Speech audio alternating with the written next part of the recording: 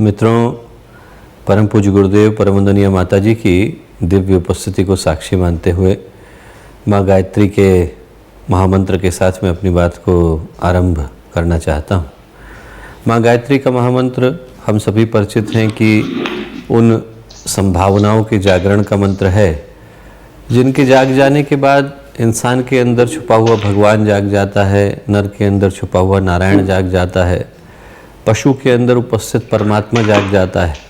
वो व्यक्ति जो बहुत ही साधारण होता है वो असाधारण कृत्य करने लग जाता है। उसके अंदर दिव्यता की, महानता की संभावनाएं जो हैं प्रकट होने लग जाती हैं और उनको साकार बनाने के लिए जिस सत्य को जानने की आवश्यकता है वो सत्य एक ही है कि हमारे हृदय की अभीप्सा सही होनी चाहिए। मन की पुकार सच्ची हो, हृदय की भावना अच्छी हो और आदमी का चित्त निर्मल हो तो उस निर्मल चित्त के अंदर, उस शुद्ध स्वच्छ हृदय और मन के अंदर भगवान का अवतरण निश्चित रूप से संभव हो पाता है। और आप सभी जो राजस्थान की मिट्टी से संबंध रखते हैं और आप सबको जिनको हम लोग इस समय देख पा रहे हैं इस ई माध्यम से, सबके अंदर वो दिव्यता पहले से उपस्थित है। गुरुदेव जिस भाव को देख करके एक एक व्यक्ति को जोड़ करके लाए, जब आप लोगों को हम लोग देखते हैं तो मन में बड़ा ही गर्व होता है, गौरव होता है और एक इतने सौभाग्य का भाव मन में जन्म लेता है कि एक ऐसे परिवार का अंग बन पाने का अवसर हम लोगों को मिला जहाँ का एक एक कार्यकर्ता जो है अपने आप में दिव्यता की प्रतिमूर्ति है। वो दिव्यता जिस ओर चलने का संकेत और सूत्र और सिद्धांत माँ गायत्री का मंत्र प्रदान करता है। आज लगभग पूरा विश्व ही अंधकार के समय में है। वो अंधकार नहीं जो बाहर है, बल्कि वो अंधकार जो भीतर है। प्रकाश तो दोनों ही तरफ होता है, प्रकाश बाहर भी होता है और प्रकाश भीतर भी होता है। बाहर के प्रकाश का बस इतना सा ही मूल्य है, इतना ही अर्थ है कि बाहर का प्रकाश एक न एक दिन समाप्त हो जाता है। मोमबत्ती हो तो बुझी जाती, टॉर्च हो तो उसके भी सेल खत्म हो जाते हैं, ट्यूबलाइट भी एक न एक दिन खत्म हो जाती है, भगवान सूर्य भी एक न एक दिन ब्लैक होल में बदल जाते हैं। पर अंदर का जो प्रकाश है उसके समाप्त हो पाने की कोई संभावना नहीं। एक बार जागरण होता है, एक बार व्यक्ति के अंदर ज्ञान, बोध और चिंतन के अंदर सही भावनाओं का प्राकट्य होता है तो फिर उसको हटा पाने की सामर्थ्य किसी में होती नहीं। कहते हैं कि जब भगवान बुद्ध ने बुद्धत्व को प्राप्त किया तो स्वयं ब्रह्मा जो उस समय के थे वो उनसे मिलने के लिए आए और बोले कि मेरा बड़ा सौभाग्य, मेरा सौभाग्य कि आज मेरे समय में कोई व्यक्ति बुद्धत्व को प्राप्त हुआ है। तो जो आत्म जागरण है वो सृष्टि का अंतिम चरम परम पुरुषार्थ है और उसकी ओर चलने की जो यात्रा है वो माँ गायत्री के मंत्र से संभव हो पाती है। वो संभावनाएं हमारे हृदय में जागे, जीवन जो है श्रेष्ठ पथ की ओर बढ़ चले, उत्कृष्टता हमारे चिंतन में आ सके। इस भाव के साथ माँ गायत्री का महामंत्र एक बार साथ साथ कमर सीधी कर लें, उस शक्ति चेतना सत्ता का आवाहन करें जो हमें श्रेष्ठ मार्ग की ओर चलने के लिए प्रेरित करती है। ओम भूर्भुवः स्वः तत्सवितुर्वरेण्यं भर्गो देवस्य धीमहि धियो यो नः प्रचोदयात्।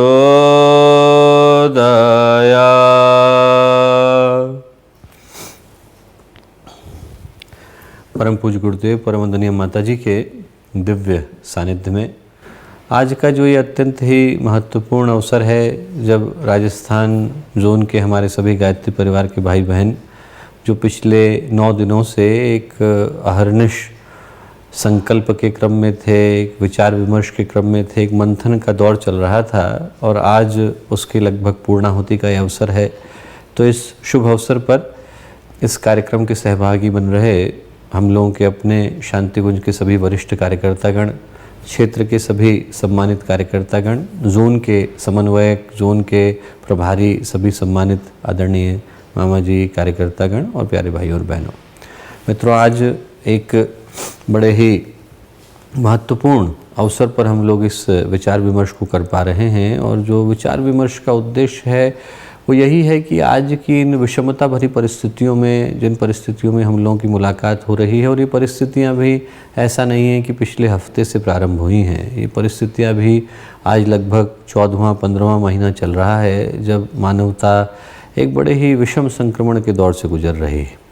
और इन परिस्थितियों में हम लोग मिल रहे हैं तो आवश्यक हो जाता है कि गायत्री परिवार, जिसकी स्थापना का उद्देश्य गुरुदेव ने पवित्रता बताया, जिसकी स्थापना का उद्देश्य गुरुदेव ने पीड़ा और पतन का निवारण बताया, वो उद्देश्य को केंद्र में रखते हुए हम लोग आने वाले समय की योजनाओं का एक सम्यक मूल्यांकन कर लें कि आज की परिस्थितियों में किस तरह के प्रयास को करने की, पुरुषार्थ को करने की आवश्यकता है।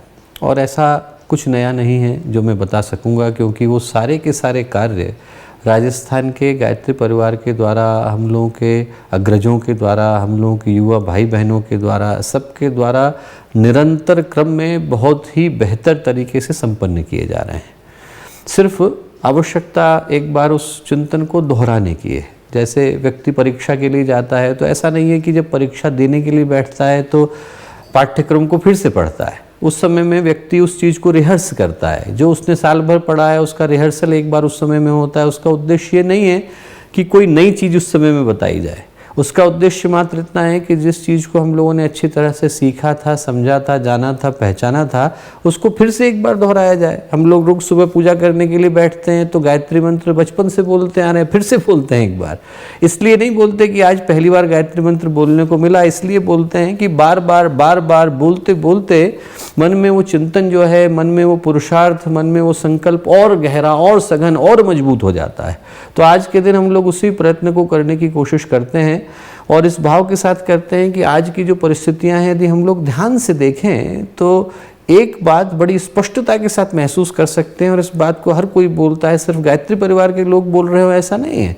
जो व्यक्ति गायत्री परिवार से बाहर के हैं, भिन्न हैं, और ऐसे लोग भी हैं जिनने आज से पहले न कभी आस्था का नाम लिया, न अध्यात्म का नाम लिया, न कभी उनके मन में धर्म के कोई स्वर गूंजे, वो भी आज इस बात को कहने के लिए मजबूर हो गए हैं कि जो आज की परिस्थितियां हैं वो मनुष्य के, मानवता के, इंसानियत के, मनुष्य जाति के वैचारिक संक्रमण से उभरी हैं। अंदर से जो व्यक्ति का प्रदूषण है, बाहर का प्रदूषण तो है ही, पर जो व्यक्ति की भावनाओं का प्रदूषण है, व्यक्ति के चिंतन का प्रदूषण है, एक तरह का जो संग्राम जिसकी ओर इशारा गुरुदेव ने अपने चिंतन में किया, साहित्य में किया, लेखन में किया, अनेकों बार बोल करके बताया, गोष्ठियों में कहा, हर चीज के अंदर गुरुदेव ने जो बार बार दोहराया, यदि हम लोग अपनी आंखें बंद करें तो उस स्वर को हम लोग अच्छी तरह से महसूस कर सकते हैं कि गुरुदेव ने दो बातों को कहा। एक बात ये कही कि ये जो समय है संक्रमण का समय है, ये समय ऐसा समय है जिस समय में देवत्व को जागना पड़ेगा, असुरता को हराना पड़ेगा।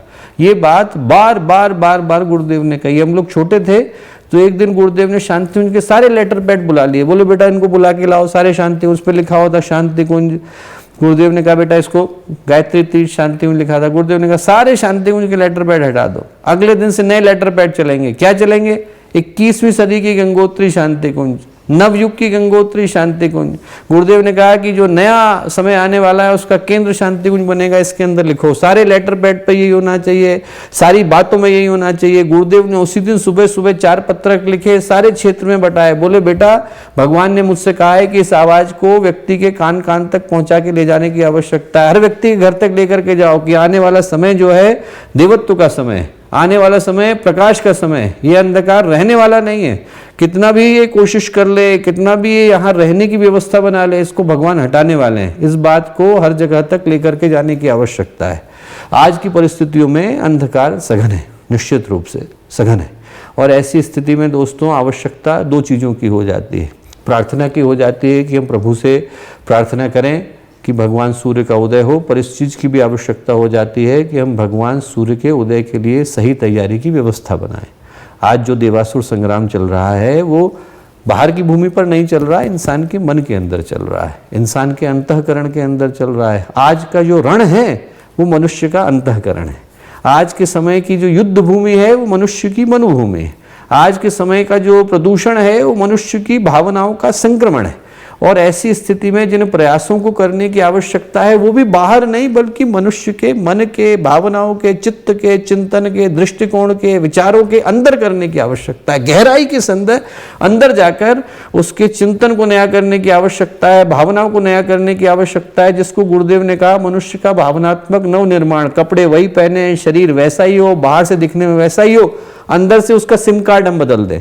वही फोन वही का वही रहना चाहिए, बाहर से जैसा दिख रहा है वैसे ही व्यक्ति का फोन दिखे, जैसा वो खोखा था वैसा ही दिखे, अंदर से आप सिम कार्ड बदल दीजिए। कार्ड नया होना चाहिए, नेटवर्क नया होना चाहिए, उसके अंदर इंटरनेट नया चलना चाहिए, उस व्यक्ति के अंदर चिंतन भी नया हो जाए, भावनाएं भी नई हो जाए, दृष्टिकोण भी नया हो जाए, उसके अंदर हर चीज नई हो जाए।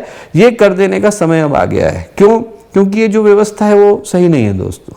बाहर की जो समस्याएं वो तो हम लोग देख ही सकते हैं, आदमी के मन में जो परेशानियां हैं वो देख सकते हैं। जिस तरह आदमी में कलह बढ़ रहा है, विग्रह बढ़ रहा है, विद्वेष बढ़ रहा है, आदमी के अंदर ईर्ष्या बढ़ रही है, समस्याएं बढ़ रही हैं, क्रोध बढ़ रहा है, एक दूसरे के प्रति का विश्वास घट रहा है, स्नेह घट रहा है, पारिवारिकता घट रही है, सारी चीजें तो दिखाई पड़ती हैं। पर आदमी अपने आप से पूछ करके देखे कि यदि सब कुछ मान लिया एक तरफ कि इन सारी चीजों को सुधारने की व्यवस्था बन भी जाए, युद्ध जो है वो संयुक्त राष्ट्र संघ मिलकर के सुलझा दे, दो देशों के बीच में संधि हो जाए और उनके बीच का विग्रह समाप्त हो जाए, कल को कोई कोरोना का क्योर ढूंढ ले और वो भी शांत हो जाए, कल को कोई प्रदूषण के लिए कोई इलाज ढूंढ ले और वो भी शांत हो जाए, मान लिया ये सारी समस्याएं शांत हो गई, तब भी जो आज की तारीख में मनुष्य का जीवन है उसमें कौन सा सुख है, कौन सी शांति है? आदमी के जीवन के अंदर कहाँ कौन सा उद्देश्य रह गया है? आदमी के अंदर भावनाओं में कौन सी शांति रह गई? कहाँ संतुलन है, कहाँ सौहार्द है? आदमी जो है एक दूसरे को इस तरह से देख करके जीवन जी रहा है, इस तरह से ईर्ष्या, द्वेष, कुड़ते जलते एक दूसरे को इस तरह से देख करके जीने का नाम मनुष्य का जीवन है? तो न मिले तो अच्छा है। आदमी भैंस बना होता और एक दूसरे को सींग गड़ाता तो कम से कम ये संतोष तो होता कि सींग गड़ाने को मिले। अभी तो जो हाथ भगवान की प्रार्थना करने को मिले हैं उनसे आदमी दूसरे का गला घोंटता है। तो ऐसा मनुष्य का जीवन जो मिल रहा है ये निकृष्टता का जीवन है। इस मनुष्य के जीवन का मिलना ना मिलना बेकार हो गया। जो सबसे ज्यादा बड़ी दुर्घटना आज के समय की घटी है दोस्तों, वो यही घटी है कि 2-2 हजार साल की प्रतीक्षा के बाद जो मनुष्य का जीवन मिलता है वो आदमी कूड़े के डब्बे में डाल करके भूल जाता है। न उसे पूजा का ध्यान है, न उपासना का ध्यान है, न आस्था का ध्यान है, न अध्यात्म का ध्यान है, न व्यक्तित्व के परिमार्जन का ध्यान है। तो उनके जीवन में इन सिद्धांतों को लौटाने का काम अपन लोगों को करना है। गायत्री परिवार की जो जिम्मेवारी है वो इस समय की सबसे महत्वपूर्ण जिम्मेवारी है। मनुष्य के जीवन का जो उद्देश्य लोग भूल गए हैं उनको वो स्मरण कराने की जिम्मेवारी है। आप लोगों की जिम्मेवारी है। आप लोग महाकाल में से एक एक के चुने हुए दूत हैं। और ऐसे समय में दोस्तों जिनके अंदर गुरुदेव ने इस संकल्प को देखा, इस भावना को देखा, जिनके अंदर इस सिद्धांत को देखा कि वो लोग आगे आकर आज के समय की इन समस्याओं को, इन विग्रहों को संभालेंगे, उस भावना को जगाने का समय आ गया है। सोच करके देखें कि इसके पीछे का मूल कारण क्या है। मूल कारण तो एक ही है कि आदमी जो है उसके आंखों पर तो स्वार्थ का चश्मा चढ़ गया है और चिंतन के अंदर जो है भावनात्मक संकीर्णता आ गई है। इधर से दिल छोटा हो गया है, उधर से आंख के ऊपर चश्मा जो है वो स्वार्थ का है। और ये दोनों चीजें होती हैं तो आदमी को और कुछ समझ में नहीं आता। न राष्ट्र समझ में आता है, न मानवता समझ में आती है, न पीड़ा समझ में आती है, न पतन समझ में आता है। सिर्फ एक चीज समझ में आती है कि हमारी इच्छाएं, हमारा हित, हमारा स्वार्थ पूरा हो जाए।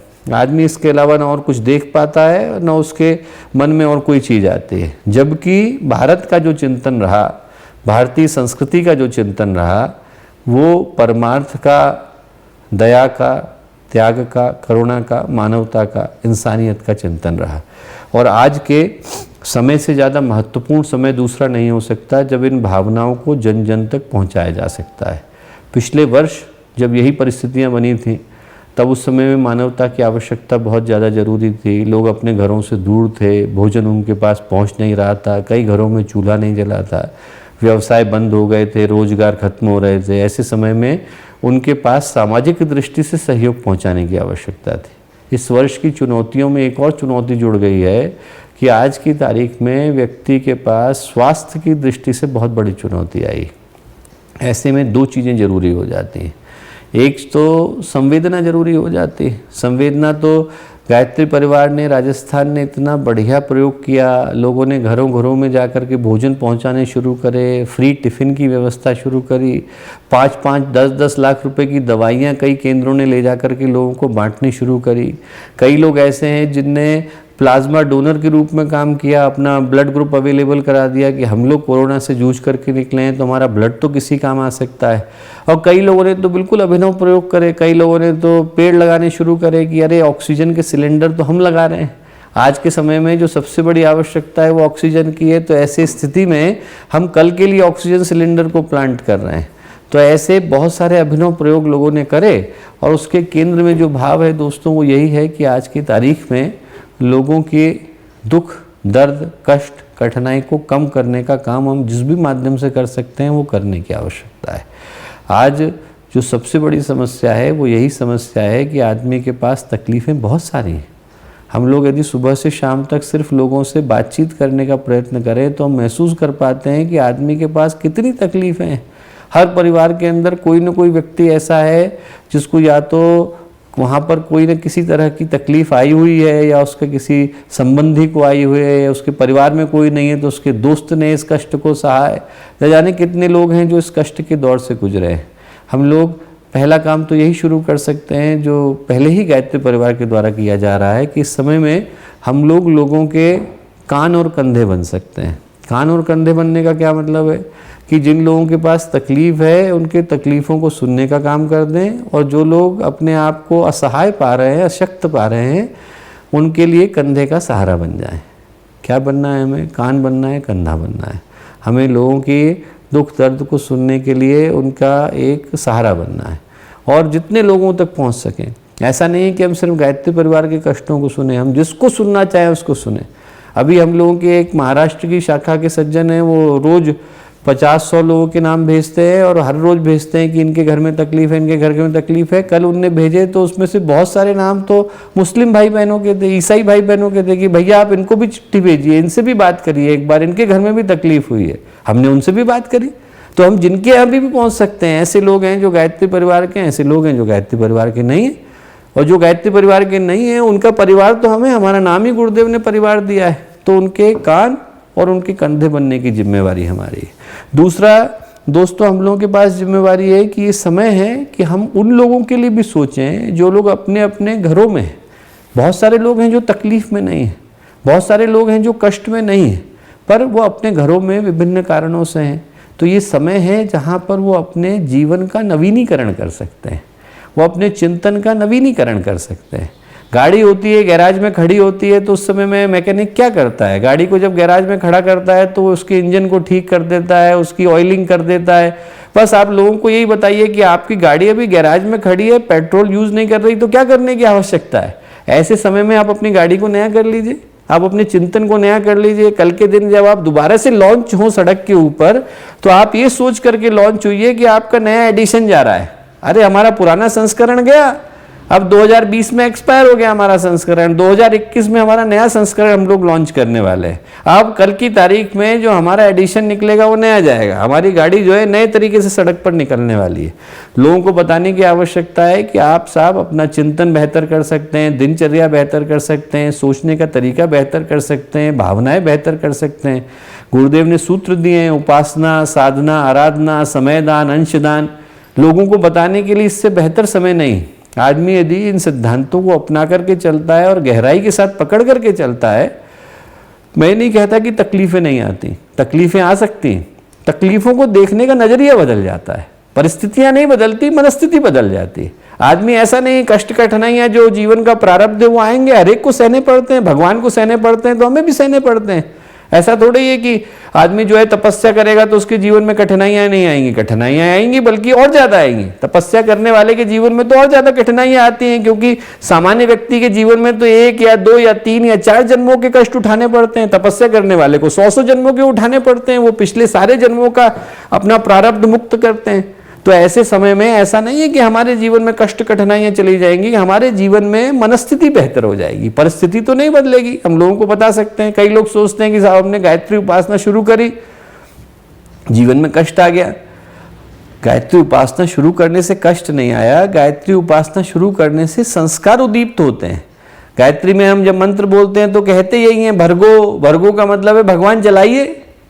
और जब भगवान को हम जलाने के लिए पुकार रहे हैं कि आप हमारे संस्कारों का पवित्रीकरण करिए, आप हमारे संस्कारों का उन्मूलन करिए, आप हमारे संस्कारों का परिशोधन करिए, और जब भगवान फर्नेस की आग को तेज कर रहे हैं तो घबराना कैसा? उस समय में तो हमने कहा यही था। तो लोगों को ये समझाने की आवश्यकता है कि भगवान इस समय में हम लोग तपस्या के पथ पर चलते हैं ताकि कष्ट कठिनाइयों के पथ से गुजरने के बाद हमारे जीवन का नवीनीकरण हो सके। तीसरा ये समय है दोस्तों जिस समय में हम लोग एक और महत्वपूर्ण काम कर सकते हैं कि हम लोग विभिन्न कार्यक्रमों को करने के लिए एक अच्छी योजना के साथ आज की तारीख में हम लोगों को ये सोचने की आवश्यकता है कि आज से 5 वर्ष, 10 वर्ष, 20 वर्ष कि वह समाज कैसा होगा, राष्ट्र कैसा होगा, और उसके लिए जिस तरह के नागरिकों की आवश्यकता है वो नागरिक तैयार करने का ये सही समय है। गुरुदेव ने सूत्र दिया है कि राष्ट्र समर्थ और सशक्त कैसे बने। तो राष्ट्र को समर्थ और सशक्त बनाने के लिए जिम्मेवार नागरिकों की आवश्यकता होती है, और उन जिम्मेवार नागरिकों को तैयार करने के लिए इससे बढ़िया और उचित समय नहीं है। हर एक के मन में राष्ट्रीयता की भावना हो, हर एक के मन में देश प्रेम की भावना हो, हर एक के मन में ये भावना हो कि हम लोग अपने देश के लिए, परिवार के लिए, समाज के लिए, संस्कृति के लिए क्या कर सकते हैं, और उस भावना को उद्दीप्त करने का ये बिल्कुल बिल्कुल सही समय है। तो ये जो समय है दोस्तों वो हर दृष्टि से उत्तम है। एक जो इसी के साथ का आवाहन निकल आता है, वो आवाहन ये निकल आता है यदि संभव हो सके तो आज की तारीख में क्या है कि जिस तरह से कोरोना की संक्रमण की परिस्थितियां हैं उसमें कई बार व्यक्ति एकदम परेशान है और घर में एकदम से तकलीफ आ जाती है। कल ही एक परिवार से हम लोग बात कर रहे थे, उसमें जो भैया थे वो एकदम 12 घंटे पहले सुरक्षित थे, सभी को लेकर के जा रहे थे, सभी को हॉस्पिटल ले जा रहे थे। 3 घंटे के बाद उनको आईसीयू में ले जाना पड़ा, और ऐसे में जो उनके परिवार के लोग हैं वो सब के सब परेशानी में कि ऐसे में कहाँ जाएं, किसको फ़ोन करें। तो ऐसे में यदि हम लोगों के हर शाखा से, हर जो हम लोगों की जोन है, उपजोन है, जिला है, हम लोगों के समन्वय समिति से एक हेल्पलाइन का नंबर हम लोग इशू कर देते हैं। हर जगह से एक नंबर चला जाता है, अपने सारे परिवारों को चला जाता है कि आपको 24 घंटे में कभी भी कोई तकलीफ हो आप इस नंबर पे बताइए। ये संभव है कि उस समस्या का हम पर इमीडिएट समाधान ना हो। कोई चाहे कि हम हॉस्पिटल का बेड अरेंज कर दें तो कई बार संभव नहीं है, क्योंकि हॉस्पिटल का बेड तो हॉस्पिटल के हाथ में है, वो देगा कि नहीं देगा। पर प्रयत्न करने के लिए कोई व्यक्ति तो होगा। यदि किसी को प्लाज्मा डोनेशन की आवश्यकता है तो ये सही बात है कि हमारे पास प्लाज्मा डोनेशन के लिए उस समय में प्लाज्मा अवेलेबल नहीं होगा, पर हमारे पास कम से कम प्रयत्न करने के लिए एक नंबर तो होगा। हो सकता है कि 10 में से 9 को हम लोग सहायता ना कर सकें, पर एक को तो कर सकेंगे। जिस एक को कर सकेंगे उसके जीवन में बदलाव आएगा। वो एक कहानी आती है, आप लोगों ने सुनी होगी कि संत थे, एक समुद्र के किनारे में बहुत सारी, जब ज्वार भाटा होता है तो जब उतर जाता है ज्वार तो उसके बाद पानी छूट जाता है, तो वहाँ पर बहुत सारी सितारा मछली जो होती हैं, स्टार फिश पड़ी हुई थी, और एकदम लाखों के लाखों सितारा मछली पड़ी हुई थी। पानी तो उतर गया था, तो वो बार बार वो मछलियाँ तड़प रही थी। वो एक मछली को उठाते थे और पानी में फेंकते थे, तो उसके अंदर थोड़ा जान आ जाती थी, वो चली जाती थी तैर के। तो एक व्यक्ति देख रहा था, उसने कहा कि साहब आपको एक मछली उठाने में, पानी में फेंकने में 1 मिनट लगता है। बोले लाखों मछलियाँ पड़ी हैं, आप कब तक करोगे ये काम? इसका फायदा क्या होगा? बोले इसका क्या फायदा होगा, इससे आपको क्या लाभ होगा? आप मछलियों को उठा उठा करके पानी में डाल रहे हो, इससे क्या लाभ हुआ, क्या मिला आपको? संत ने एक मछली को उठाया, दोबारा से पानी में डाला तो उसके अंदर जीवन आया, हो गई। बोले उसको तो लाभ हुआ ना, उस एक के अंदर तो जीवन आया। बस वैसे ही हो सकता है कि 100 में से 99 में कोई प्रभाव न पड़े। हो सकता है कि हमारे को जो है लोग फोन करें और हमको 90 बार क्षमा मांगनी पड़े कि भैया हम आपकी कोई मदद नहीं कर पा रहे हैं। जिन 5 में 10 में पड़ेगा उनके जीवन में बदलाव आएगा। इसलिए यदि जिला है, जनपद है, हम लोगों के जो जोन है, उपजोन है, उन सारे स्तर पर हम लोग एक नंबर उपलब्ध करा देते हैं कि साहब कोई तकलीफ हो आप हमें बताओ। आधे से ज़्यादा तकलीफ़ें तो गुरुदेव कहा करते थे सिर्फ सुनने से और बात करने से समाधान हो जाता है। व्यक्ति को कष्ट के क्षणों में किसी ने कहा कि भैया चिंता मत करो, हम लोग कोशिश करते हैं, ढूंढते हैं, कुछ हमसे संभव हो सकेगा तो करेंगे। इतना भी व्यक्ति के जीवन में बहुत सहयोग दे करके जाता है। तो यदि हम लोग आज की परिस्थितियों में एक ये प्रयास कर लेते हैं, और ये जो आज की चुनौतीपूर्ण परिस्थितियाँ हैं दोस्तों, इन परिस्थितियों में व्यक्ति को अच्छा जीवन जीने के लिए प्रेरित कर देते हैं। एक और जो महत्वपूर्ण बात है वो ये है कि आज की परिस्थितियों में जो गुरुदेव ने गायत्री मंत्र और यज्ञ के लिए कहा, अब तो लगभग पूरा विश्व ही कहता नजर आ रहा है, पूरा की पूरा वैज्ञानिक समुदाय भी उस दृष्टि में सोचता नजर आ रहा है।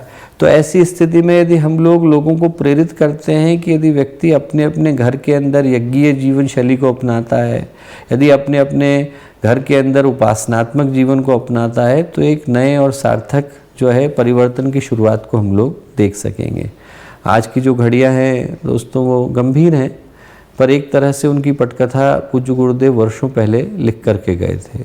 आप में से लगभग सभी व्यक्तियों ने गुरुदेव के क्रांतिधर्मी साहित्य को पढ़ा होगा, परिवर्तन के महान क्षण को पढ़ा होगा, समस्याएं आज की समाधान कल के को पढ़ा होगा, नवयुग की गंगोत्री को पढ़ा होगा, नवयुग का मत्स्यावतार पढ़ा होगा। आप सब ने पढ़ा होगा और उन शब्दों के अंदर इस बात को महसूस करा होगा कि गुरुदेव ने जिस विनाश की घड़ी के लिए बार बार आगाह किया था, उन्हीं विनाश की घड़ियों के अंदर से सृजन की व्यवस्था बनने वाली है। और ये समय सृजन की व्यवस्था को बनाने का है। ठीक है कि इमारत को बनाते समय में कुछ हथौड़े पड़ेंगे, पर हथौड़े खा लेने में दिक्कत नहीं है। इन्हीं हथौड़ों को खा लेने के बाद यहाँ पर इमारत खड़ी होने वाली है। इन्हीं संघर्षों के मध्य से सौभाग्य की राहें तैयार होने वाली है और पूरे मानवता की तैयार होने वाली है। तो आज की इन चुनौतीपूर्ण परिस्थितियों में हम लोग बिल्कुल गहराई के साथ पूज्य गुरुदेव को, वंदनीय माता जी को याद करें, उस उद्देश्य को याद करें जो गायत्री परिवार की स्थापना के पीछे पूज्य गुरुदेव का रहा, और स्मरण करें कि उस स्थापना के उद्देश्य के मध्य में हम लोगों की जिम्मेवारी क्या है। हम लोगों की जिम्मेवारी एक नई नवसृजन की व्यवस्था को देने की है। आज का समय उस व्यवस्था को देने का है, पीड़ा पतन निवारण का है, नई सोच, नए चिंतन, नई भावना, नए उद्देश्य, नए संकल्प को जन्म देने का है। वो आप लोगों के माध्यम से संभव हो सके, आप लोगों के माध्यम से ये जो नई शुरुआत है वो अपने अभीष्ट को प्राप्त कर सके, ऐसी हम लोगों की प्रार्थना है। पुनः गुरुदेव की तपस्थली से, गुरुदेव की कर्मस्थली से, शांति कुंज की पवित्र भूमि से, गायत्री तीर्थ से आप सबको बहुत सारा प्रणाम। और जैसे ही स्थिति सामान्य हो जाती है, सभी को पुनः भाव भरा आवाहन कि आप लोग तुरंत आइए। आप लोगों को यहाँ देखे बगैर मन जो है बड़ा छटपटाता है, बेचैन होता है। और साथ ही साथ एक बार और पुनः प्रार्थना कि जो इस आवाज़ को सुन रहे हैं, आप सबके घर में सुख रहे, सौभाग्य रहे, सुरक्षा रहे, स्वास्थ्य रहे, किसी के जीवन में कोई कष्ट ना हो, कोई कठिनाई ना हो, कोई पीड़ा ना हो, और हर व्यक्ति की पीड़ा को दूर करने का माध्यम आप लोग बन सकें, ऐसी प्रार्थना, ऐसी है गुरुदेव से एक हृदय से पुकार। आप सबको बहुत सारा धन्यवाद, बहुत सारा साधुवाद। हमारे YouTube चैनल शांति कुंज वीडियो गायत्री परिवार को सब्सक्राइब करें एवं बेल आइकन जरूर दबाएं ताकि गायत्री परिवार की विभिन्न गतिविधियों की जानकारी आपको मिलती रहे।